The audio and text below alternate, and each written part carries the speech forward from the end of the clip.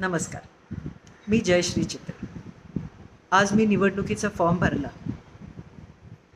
आम्ही पूर्वीचे भाजप,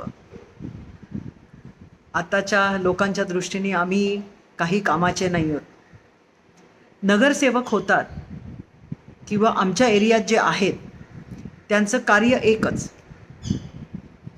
रस्ते खणा, फुटपाथ तोडा, मॅनहोलची झाकणं पळवा आणि नवीन बसवा आणि कमिशन खा. पण हा पैसा कुणाचा? तर तुम्ही, आम्ही टॅक्सपेयर्सचा. आम्ही ठरवलं काही जणांनी की आपण ह्याच्या विरोधात लढा करायचा. ह्या व्यतिरिक्त सुद्धा आपलं शहर आपण सुंदर करू शकतो, लोकांसाठी उपयुक्त गोष्टी करू शकतो. चांगली CBSEची शाळा बांधू शकतो, हॉस्पिटल्स जे आहेत ते फ्री ऑफ कॉस्ट कसे करता येतील, गरिबांसाठी त्याचा जास्तीत जास्त उपयोग कसा करता येईल. चॅरिटीच्या नावाने आपल्याकडे मोठे मोठे हॉस्पिटल्स आहेत, पण त्या हॉस्पिटलमध्येही आज डायरेक्टली इनडायरेक्टली पैसे घेतलेच जातात. त्या दृष्टीने आम्ही विचार करून नगरसेवक म्हणून उभं राहायचं ठरवले. पण एक खूप मोठा पण आहे, आणि तो पण हा आहे की आम्हाला आलेला संदेश आमच्या महाराष्ट्राच्या वरपासून खालपर्यंतच्या मुख्य कार्यालयातून, मुख्य कार्यकर्त्यांकडून आम्हाला हा संदेश आला की तुम्ही शांत बसा, तुम्ही काही करू नका.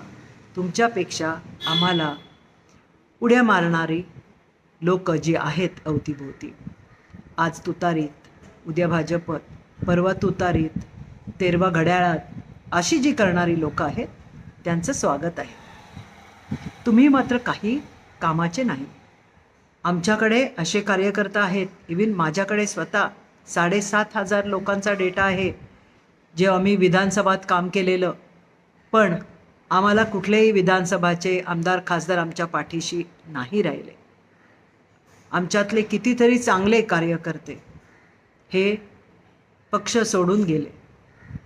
पण आम्ही जे शाळेपासून, शाखेतपासून आम्ही भाजप आमच्या शरीरात आहे, मनात आहे, रक्तात आहे, ते नाही सोडून जाऊ शकत.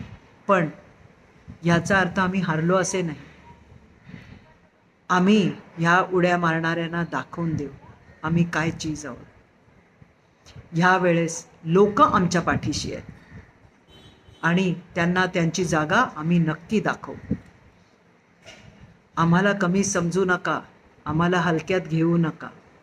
आम्ही हाडाचे कार्यकर्ते आहोत आणि आम्हाला नगरसेवक बनायचं आहे. त्याच्या आधी आम्ही समाजसेवक आहोत आणि समाजसेवेतूनच आम्ही हा समाज बदलू. हा पूर्ण समाज माझ्या पाठीशी आहे.